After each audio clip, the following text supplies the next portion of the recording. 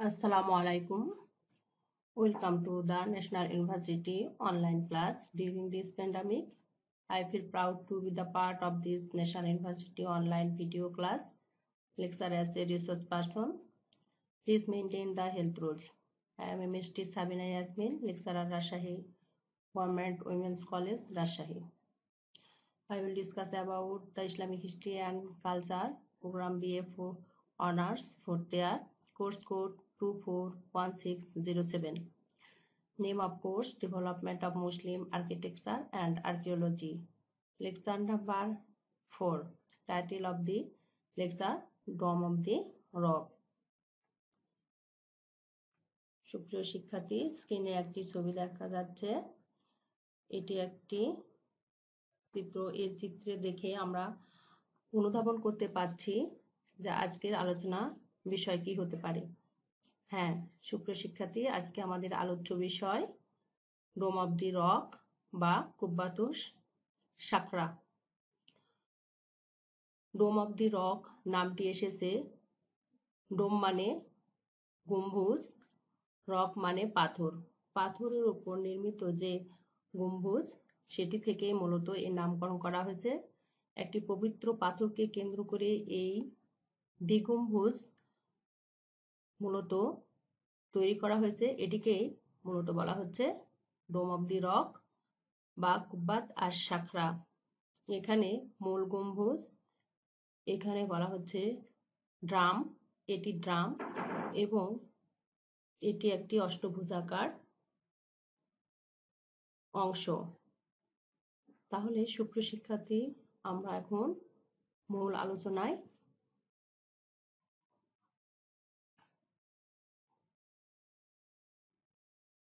স্ক্রিনে আমরা ডোম of the রকের একটি চিত্র দেখতে পাচ্ছি, সে থেকে আমরা আলোচনা করব। এটি উমাইয়া আমলের একটি স্থাপত্য কীর্তি। এটি নির্মাণ করেছিলেন তৎকালীন উমাইয়া শাসক আব্দুল মালিক এবং এর নাম দিয়েছিলেন ডোম অব দি রক, কুব্বাত আর সাকরা। এবং এটি জেরুজালেমের প্যালেস্টাইনে অবস্থিত, যেখানে এখন বর্তমানে ইসরায়েল রাষ্ট্র প্রতিষ্ঠিত। এর নির্মাতা হচ্ছেন তৎকালীন উমাইয়া শ্রেষ্ঠ শাসকদের অন্যতম একজন শাসক হচ্ছেন আব্দুল মালিক। তিনি এটি নির্মাণ করেছিলেন এবং নির্মাণ করেছিলেন এটি 692 খ্রিস্টাব্দে। এটি নির্মাণের পিছনে কিছু পটভূমি রয়েছে, সেটি আমরা এখন আলোচনা করব। জেরুজালেমের বায়তুল মুকাদ্দাসে এটি মূলত অবস্থিত এবং বায়তুল মুকাদ্দাস এবং মসজিদুল আকসার একই সমান্তরালের বা একই অক্ষরেখা এটি নির্মিত হয়েছে। এখান থেকে মহানবী হযরত মুহাম্মদ সাল্লাল্লাহু আলাইহি সাল্লাম মিরাজ গমন করেছিলেন এবং একটি পবিত্র পাথরের উপর পা রেখে ঊর্ধ্বগমন করেছিলেন বলে সেই পবিত্র পাথরকে কেন্দ্র করে এটি মূলত তৈরি করা হয়েছে। 639 খ্রিস্টাব্দে যখন হযরত উমর রাদিয়াল্লাহু তাআলা আনহু এখানে অভিযান প্রেরণ করে জেরুজালেম জয় করেছিলেন, সেখানে তিনি সেই শহরের হস্তান্তর গ্রহণের জন্য তিনি নিজেই সেখানে গমন করেন এবং সেই সময় জেরুজালেমের পবিত্র হারাম এলাকায় প্রাচীন যুগের অনেক স্থাপত্য কীর্তি ছিল। তার মধ্যে ছিল সুলাইমানের মন্দির এবং ডেভিডের বেদি। তো সেখানে তিনি খলিফা উমর প্রথম জেরুজালেমে প্রবেশ করেন এবং তিনি হযরত দাউদ আলাইহিস সালামের যে স্মৃতি বিজড়িত স্থান ছিল সেগুলো তিনি দেখেন এবং পবিত্র সেই এলাকা থেকে পবিত্র পাথরটিকে তিনি আবর্জনার মধ্য থেকে খুঁজে বের করেন এবং সেখানে একটি চতুষ্কোণাকার একটি মুসাল্লা তৈরি করেছিলেন মুসল্লিদের নামাজ আদায়ের জন্য। এবং সেখানে খুবই আদি যে মসজিদগুলো নির্মাণ করা হয়েছিল সেই রকমই সাদামাটা এবং অস্থায়ী উপকরণ দিয়ে তিনি সেই মসজিদটি নির্মাণ করে নামাজ আদায় করেছিলেন। সেটি ছিল খুবই সাধারণ এবং অলংকারবিহীন। ইসলামের সেই সর্বপ্রথম এবং আদি মসজিদগুলোর মতোই এটি ছিল একেবারে সাদামাটা। সেজন্য এই মসজিদটিকে বলা হয় হযরত ওমরের মসজিদ। অনেকেই ভুলবশত কুব্বাতাস সাখরাকে হযরত উমরের মসজিদ বলেও আখ্যায়িত করে থাকে। তো এই হচ্ছে পটভূমি ডোম অব দি রক নির্মাণের। এটি নির্মাণের কারণ কি ছিল? এই নির্মাণের কারণগুলোকে যদি আমরা বিশ্লেষণ করি তাহলে আমরা মোটামুটি 3টি কারণ দেখতে পাই।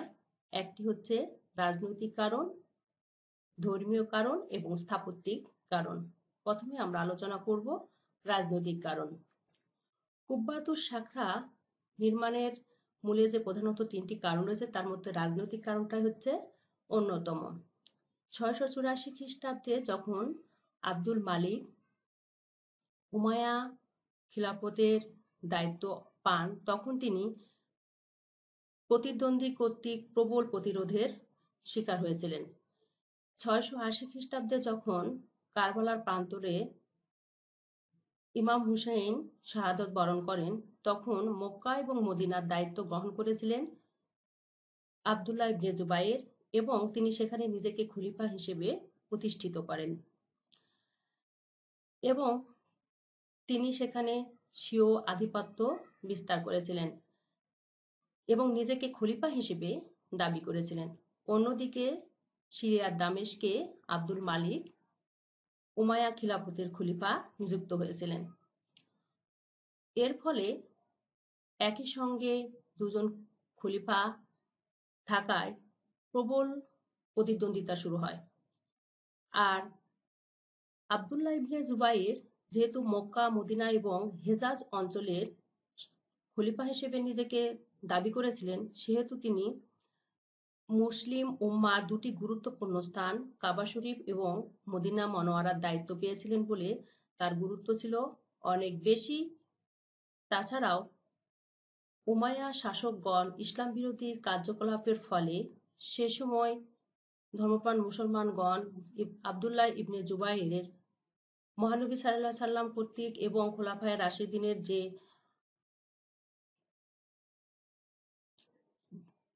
মূল বিষয়গুলো ছিল সেগুলো তিনি তার কার্যকলাপের মধ্যে প্রতিফলন ঘটান।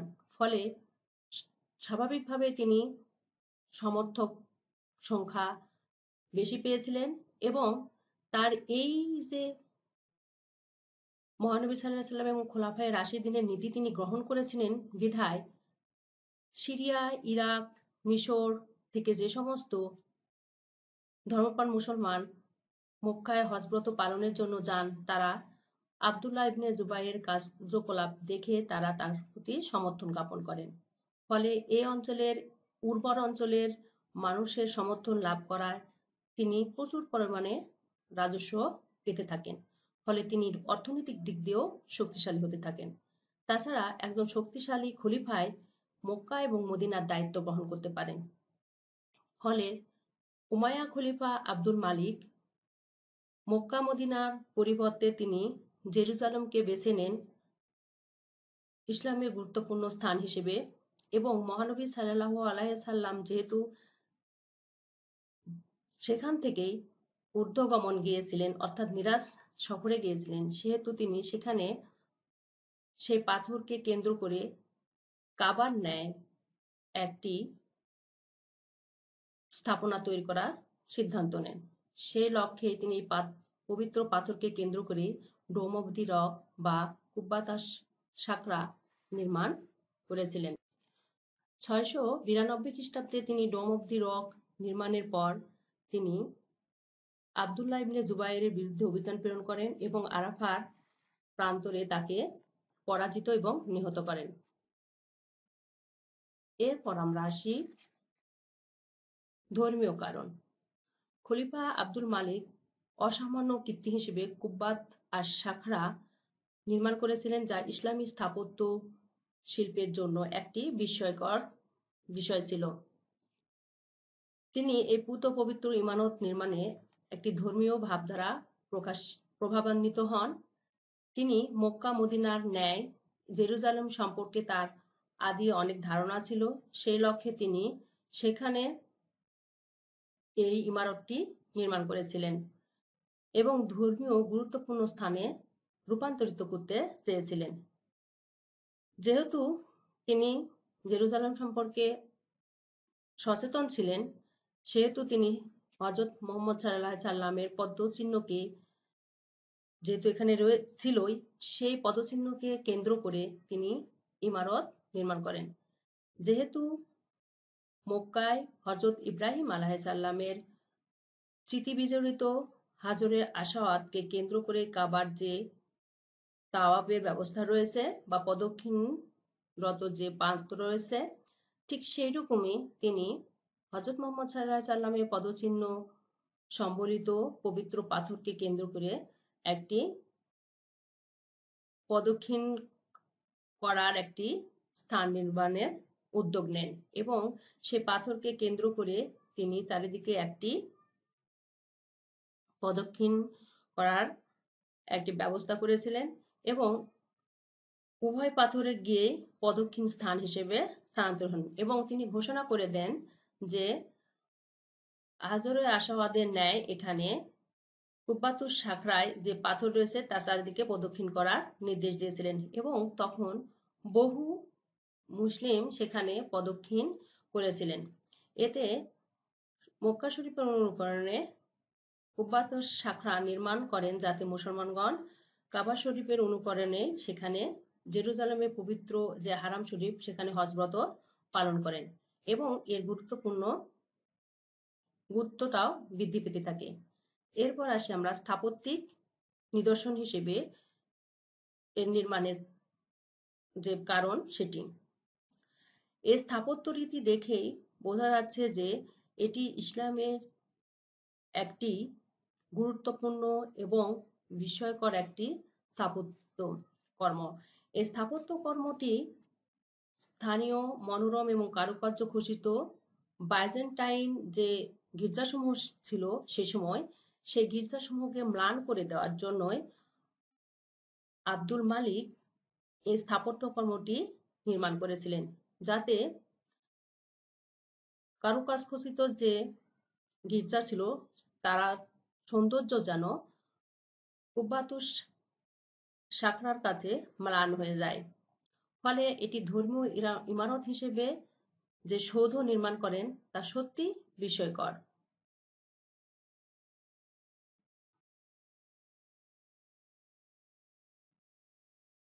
এরপর আসি, এটি মসজিদ না স্মৃতিসৌধ?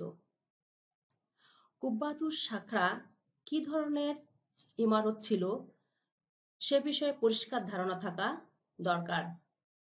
কতিপয় ঐতিহাসিক এই ইমারতকে উমরের মসজিদ হিসেবে আখ্যায়িত করেছেন। ইবনে বতুতা ও অন্যান্যদের ভাষ্য অনুযায়ী এটি একটি মসজিদ হিসেবেও আখ্যায়িত করেছেন বা ইসলামের খুবই পবিত্র এবং সুন্দর মসজিদ হিসেবে আখ্যায়িত করেছেন। কিন্তু স্থাপত্যিক যে বিশ্লেষণ যদি করি আমরা, তাহলে এখানে এই অপূর্ব মনোরম এবং কারুকার্য খচিত যে ইমারত, এখানে কোনো লিওয়ান বা জুল্লা, মিম্বার বা রিওয়াক ছিল না। এ ধরনের উপকরণ না থাকলে আমরা একে মসজিদ বলতে পারি না। ইমারতকে মাজারও বলা যাবে না, কারণ এখানে কোনো কবর ছিল না। এজন্য কুব্বাতুস সাখরা একটি পবিত্র দর্শনীয় স্থান এবং জিয়ারতের জায়গা এবং রাসূল করিম সাল্লাল্লাহু আলাইহি ওয়াসাল্লামের স্মৃতি বিজড়িত মিরাজের ঘটনার সাক্ষী হিসেবে এটি অনিন্দ্য সুন্দর সৌধ কীর্তি বা প্রত্নতাত্ত্বিক কীর্তি হিসেবে আমরা সমাধি হিসেবে পরিচিত। কুব্বাতুস সাখরার স্থাপত্যিক এখন আমরা বৈশিষ্ট্য সম্পর্কে আলোচনা করব।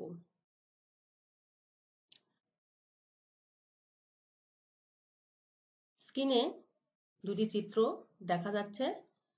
কুব্বাতুস সাখরার এই চিত্র থেকে আমরা মূলত আলোচনা করব। প্রথমে আসি এই উঁচু চত্বর। এই উঁচু চত্বর ভূমি থেকে প্রায় 10 ফুট উঁচুতে অবস্থিত। এই মসজিদুল আকসা এবং ডোম অব দি রক একই সমান্তরাল, একই অক্ষরেখায় অবস্থিত। তাই অনেক অনেকেই মুসলমানদেরকে পবিত্র এই মসজিদ আল আকসা মসজিদের নাম দিয়ে ডোম অব দি রককে আল আকসা মসজিদ বলে অপপ্রচার চালাচ্ছে। আসলে দুটোই আলাদা স্থাপনা। একটি হচ্ছে আল আকসা মসজিদ, অন্যটি হচ্ছে ডোম অব দি রক বা কুব্বাতুস সাখরা।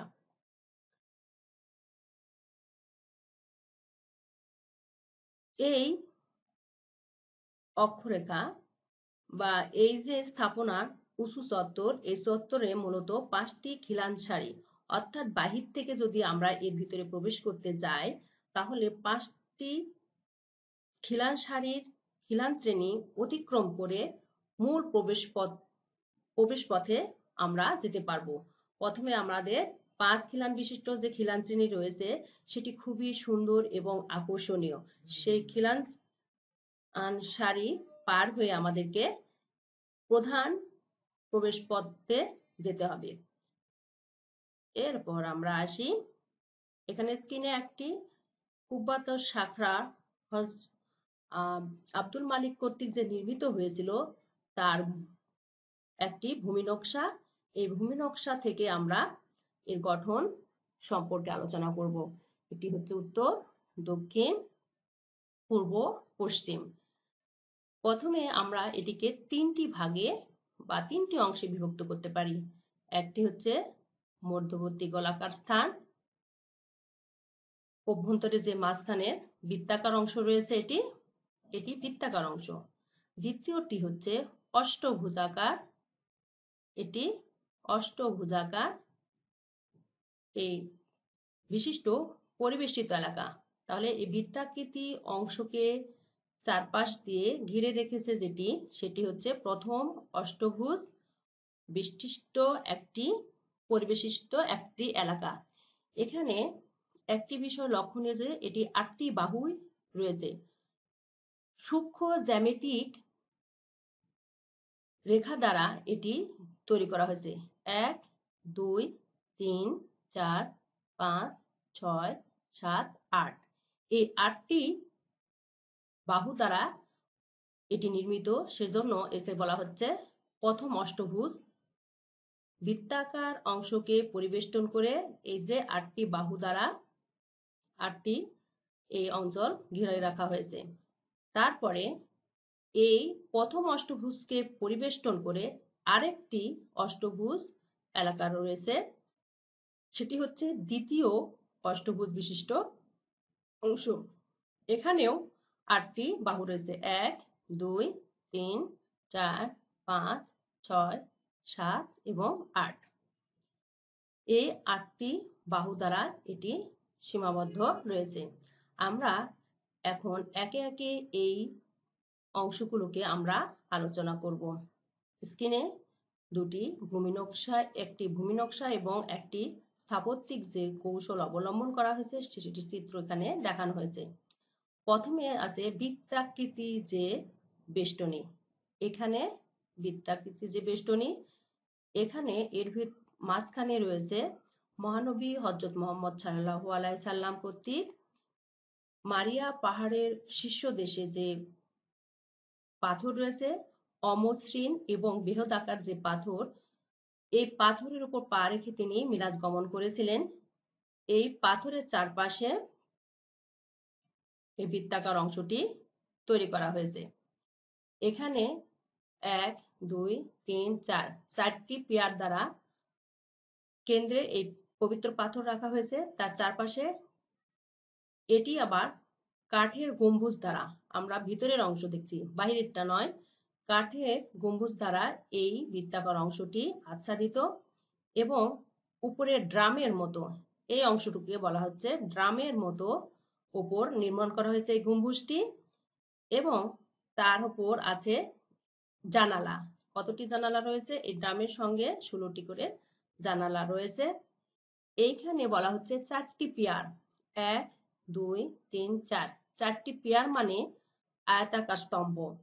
এই 4টি আয়তাকার 1, 2, 3, 4 এই 4টি আয়তাকার স্তম্ভ রয়েছে কেন্দ্রে বৃত্তাকার বেষ্টনীতে এবং 2টি আয়তাকার বেষ্টনীর স্তম্ভের মাঝখানে গোলাকার স্তম্ভ রয়েছে 1, 2, 3, মোট 3, 4, 12টি।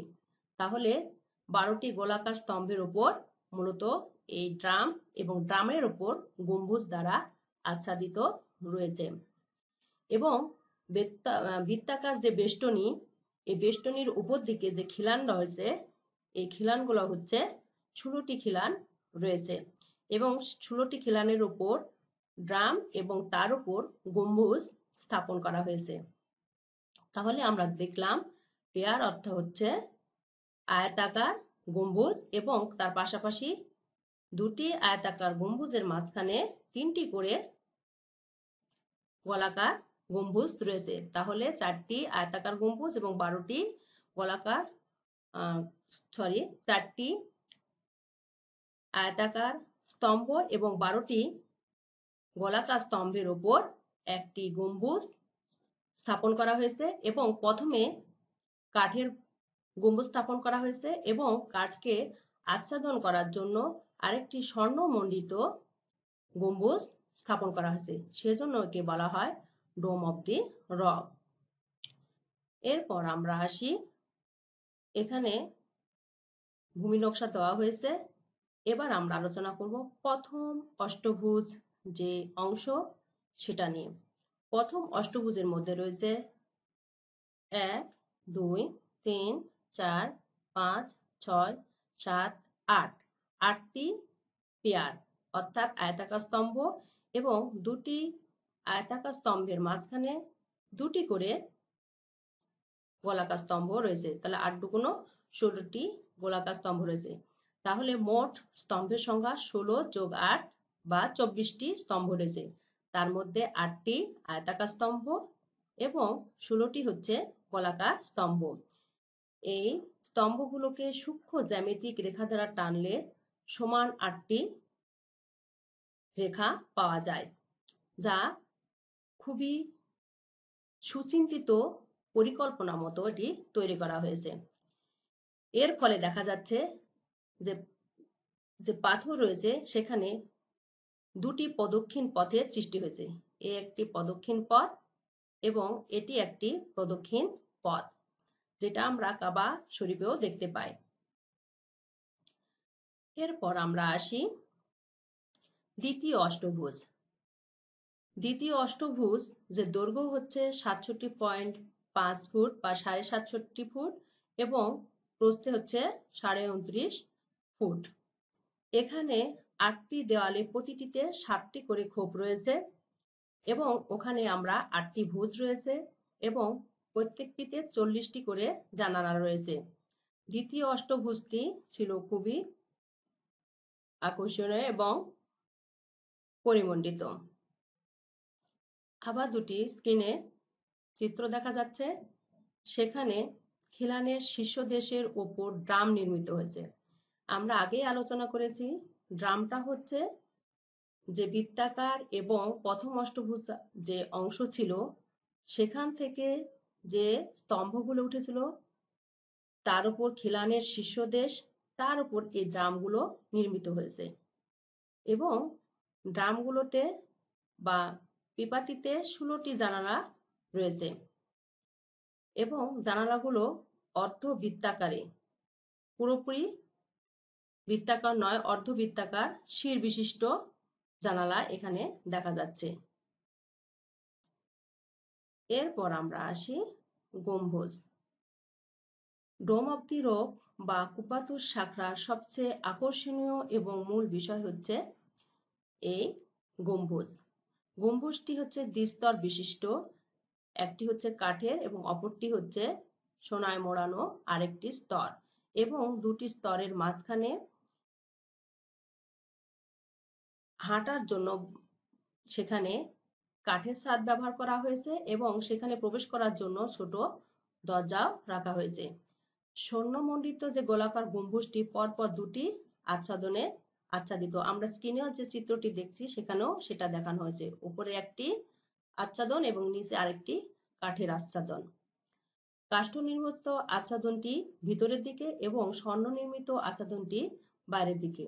এই গম্বুজটির ব্যাস 68 ফুট এবং মেঝে থেকে এর উচ্চতা প্রায় 116 ফুট উঁচুতে এই গম্বুজটি নির্মিত হয়েছে।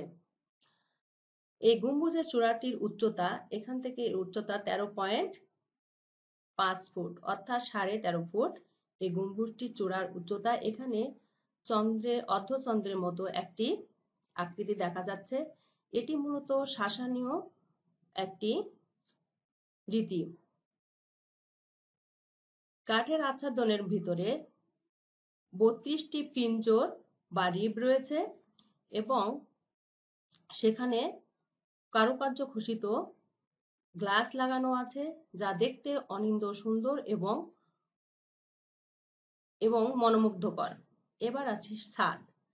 ছাদ হচ্ছে কাঠ দ্বারা নির্মাণ করা হয়েছে, আমরা আগেই বলেছি, এবং তার উপর সরু এই যে সীসার পাত মোড়ানো রয়েছে।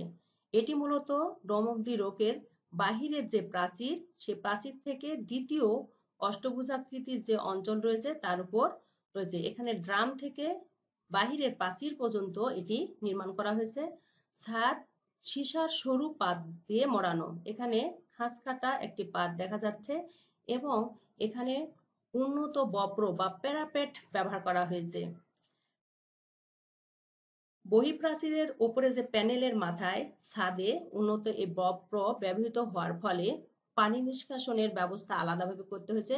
সেজন্য এর ভিতরে 6টি নল বিশিষ্ট একটি পানি নিষ্কাশনের গার্গিল ব্যবহার করা হয়েছে। এর উচ্চতা হচ্ছে 8.5 ফুট। এখান থেকে এর উচ্চতা হচ্ছে 8.5 ফুট। আর প্যারাপেটের নিচে যে 6টি পানি নিষ্কাশনের নল বা গার্গিল নির্মাণ করা হয়েছে, যাতে সহজেই পানি এই প্যারাপেট থেকে নিচের দিকে প্রবাহিত হয়।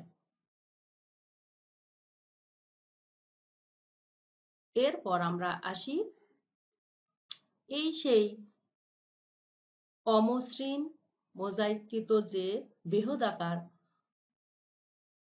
পাথর, পবিত্র পাথর, যেখানে পা রেখে হযরত মুহাম্মদ সাল্লাল্লাহু আলাইহি সাল্লাম মিরাজ গমন করেছিলেন, সেই পাথরকে কেন্দ্র করে মূলত ডম অফ দি রক নির্মাণ করা হয়েছে। সেই প্রস্তর খণ্ডটি হচ্ছে এটি। এটি প্রস্তর খণ্ডটি আকৃতিতে কিরকম? অসমান, আমরা দেখতেই পাচ্ছি স্ক্রিনে। আর দৈর্ঘ্য হচ্ছে 60 ফুট এবং প্রস্থ হচ্ছে 44 ফুট। পাথরটিকে পরিবেষ্টন করে লোহার রেলিং দেওয়া হয়েছে। পাথরটিকে পরিবেষ্টন করে লোহার রেলিং দিয়ে ঘেরা রাখা হয়েছে। স্ক্রিনে আমরা যে ভূমি নকশা দেখছি, সেটিতে আমরা প্রবেশ পথের সংখ্যাটা আমরা নির্ণয় করব। এখানে 4টি প্রবেশ পথ রয়েছে। উত্তর দিকে একটি, দক্ষিণ দিকে একটি, পূর্ব দিকে একটি এবং পশ্চিম দিকে একটি প্রবেশ পথ দেখানো হয়েছে। এই প্রবেশ পথের নাম দেওয়া হয়েছে, উত্তর দিকে যেটি বাব আল জান্নাহ, দক্ষিণ দিকে যেটি সেটি বলা হচ্ছে বাব আল কিবলা, পশ্চিম দিকে যেটি সেটি হচ্ছে বাব আল গারিবা এবং পূর্ব দিকে যেটি বাব আল সিলসিলা।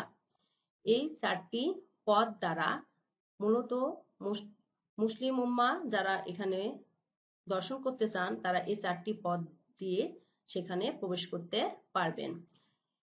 এখানে একটা বিষয় লক্ষণীয় যে হযরত মুহাম্মদ সাল্লাল্লাহু আলাইহি সাল্লামের এখানে চিত্রবিজড়িত যে পাথর, সেই পাথরকে কেন্দ্র করে কিন্তু এটা নির্মিত হয়েছিল এবং এখানে মুসলিম উম্মার দর্শনীয় স্থান হিসেবে স্থাপত্যিক যে কলাকৌশল অবলম্বন করা হয়েছিল, সত্যি আজ বিস্ময়কর। এরপর আসি ভূগর্ভের প্রকোষ্ঠ ও মেহরাব।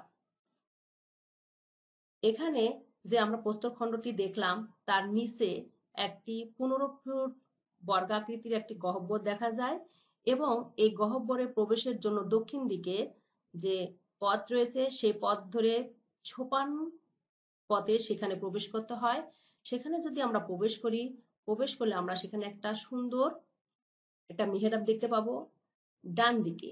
সেই মেহরাবটি বর্তমানেও রয়েছে এবং সেটি আকর্ষণীয় এবং কারুকার্য খচিত হিসেবে তৈরি করা হয়েছে।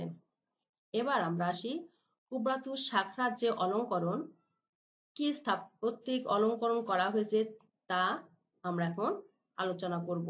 এখানে আমরা অলঙ্করণ দেখেই বুঝতে পারছি যে এখানে আরবি ক্যালিগ্রাফিও ব্যবহার করা হয়েছে, ফুল, লতাপাতা এবং বিভিন্ন ছোট ছোট পাথর দ্বারা এখানে অলঙ্করণ করা হয়েছে, মুক্তার জড়িয়ে অলঙ্করণ করা হয়েছে।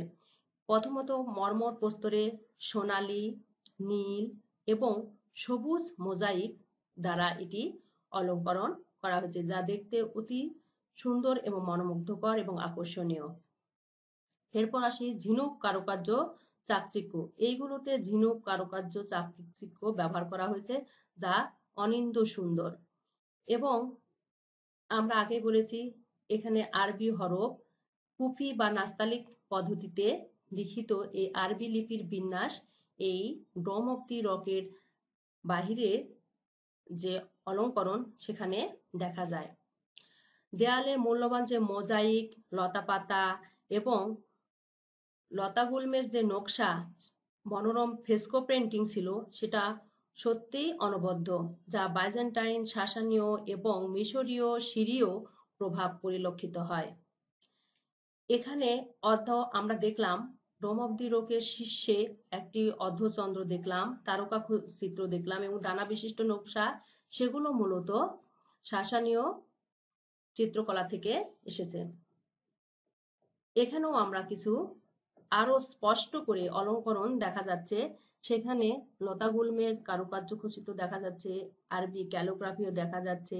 এখানে মুক্ত দিয়ে যে কারুকার্য, লতাপাতা, এগুলো অ্যান্থাস বৃক্ষের যে চিত্র, সেটিও এখানে খুব সুন্দরভাবে তুলে ধরা হয়েছে।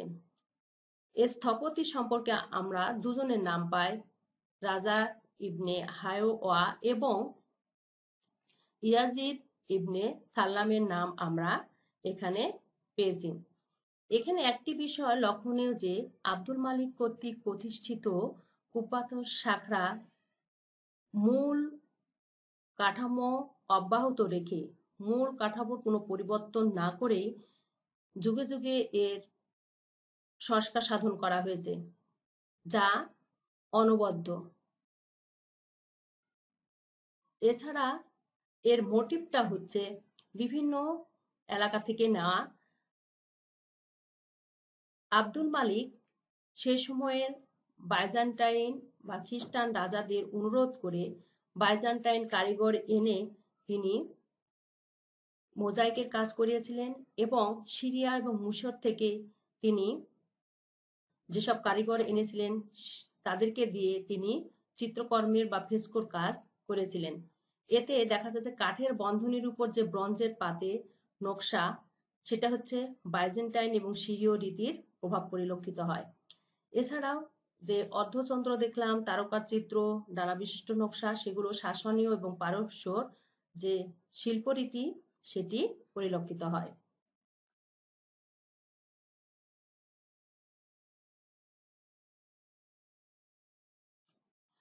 সুপ্রিয় শিক্ষার্থী, এছাড়াও এই ডোম অফ দি রকের যে গুরুত্ব সেটি আমরা পরবর্তী যে স্থাপত্য কর্ম রয়েছে সেগুলো তো আমরা দেখতে পাই। যেমন এই অষ্টভুজ আকৃতির যে ইমারত, তার প্রভাব ভারত উপমহাদেশ পর্যন্ত পৌঁছেছিল। যেমন হুমায়ুনের সমাধিসৌধ, তাজমহল, এ সমস্ত সমাধিসৌধে অষ্টভুজাকার যে রীতি সেটি পরিলক্ষিত হয়। তাছাড়াও এটি বিভিন্ন এলাকায় এটির পরিলক্ষিত হয় এবং এর প্রভাব সুদূর মিশর পর্যন্ত গিয়েছিল। তারপরে বলা হচ্ছে দ্বিগম্বুজ। আমরা এর পর থেকে কুব্বাতুস সাখরার পর থেকে দ্বিগম্বুজ বিশিষ্ট অনেক ইমারত দেখতে পাই, যেগুলো প্রভাব পরিলক্ষিত হয়েছে। পরপর দুটি আচ্ছাদনে তৈরি এই দ্বিগম্বুজটি কুব্বাতুস সাখরার সর্বপ্রাচীন একটি উদাহরণ হিসেবে প্রকাশ পেয়েছে। এর পরবর্তীতে দ্বিগম্বুজের বিশিষ্ট যে ইমারত পরবর্তীতে দেখা যায় এবং তা খুবই, যেমন ইরাক, ইরান, ভারত উপমহাদেশে এটি ব্যাপকভাবে পরিলক্ষিত হয়েছিল। এছাড়াও কুব্বাতুস সাখরার গুরুত্ব হিসেবে 3 নম্বরে আমরা যদি বলি যে কুব্বাতুস সাখরার বাহির এবং ভিতরে যে গম্বুজের আচ্ছাদন, খাঁজ কাটা যে চিত্রটা আমরা দেখলাম, স্বর্ণের উপর খাঁজ কাটা এবং যে বাহিরের পিপার উপর খাঁজ কাটা, এই খাঁজ কাটাটা পরবর্তীতেও গম্বুজগুলোতে প্রচলন শুরু হয় এবং মুসলিম ইমারতে একটি গুরুত্বপূর্ণ স্থান দখল করে নেয়। নবম শতাব্দীতে যে নির্মিত কায়রোর যে মসজিদ, সেই মসজিদের গম্বুজ, সমরকন্দে নির্মিত যে গম্বুজ এবং তৈমুরীয় যে সমাধিসৌধ রয়েছে সেখানে নির্মিত যে গম্বুজটি, সেখানেও আমরা এই খাঁজ কাটা গম্বুজের প্রচলন দেখতে পাই। এবং আওরঙ্গজেবের যে লালকেল্লায় তিনি মতি মসজিদের গম্বুজ সমূহ ছিল, সেখানেও আমরা এই খাঁজ কাটা গম্বুজের উদাহরণ দেখতে পাই। কুব্বাতুস সাখরার পরবর্তীতে স্মৃতিসৌধ নির্মাণে দিক থেকে যে নির্দেশনা পাওয়া যায়, সেখান থেকে দেখা যায় যে কুব্বাতুস সাখরাকে তারা অনুকরণ এবং অনুসরণ করেছিলেন। এর ফলে দেখা যাচ্ছে যে মহানবী সাল্লাল্লাহু আলাইহি সাল্লামের পদচিহ্ন সম্বলিত যে ইমারতের দেখলাম কুব্বাতুস সাখরা, সেটার অনুকরণে বর্তমান বাংলাদেশেও কদম রসুল নামে একটি মসজিদ নির্মাণ করা হয়েছে, যা কুব্বাতুস সাখরাকে কেন্দ্র করে। তাহলে সুপ্রিয় শিক্ষার্থী, আমরা এই কুব্বাতুস সাখরা সম্পর্কে আরো জ্ঞান লাভ করার জন্য এবং আরো সহজভাবে বোঝার জন্য যে সমস্ত বইয়ের আমরা সহায়তা নিব, সেগুলো হচ্ছে AKM ইয়াকুব আলী, মুসলিম স্থাপত্য ও শিল্পকলা, ABM হোসেন, আরব স্থাপত্য, অধ্যাপক ডক্টর সৈয়দ মাহমুদুল হাসান, মুসলিম শিল্পকলা ও স্থাপত্য, প্রফেসর মোহাম্মদ আব্দুল করিম ও ডক্টর মোহাম্মদ আবুল কালাম, মুসলিম স্থাপত্য ও প্রত্নতত্ত্বের বিকাশ, এবং ক্রেসওয়েল একেসির history of Muslim art and architecture. তো সুপ্রিয় শিক্ষার্থী, এই সমস্ত বই থেকে আমরা অতি সহজেই ডোম অফ দি রক বা মুসলিম আর্ট অ্যান্ড আর্কিটেকচার সম্পর্কে বিশদ জ্ঞান লাভ করতে পারি এবং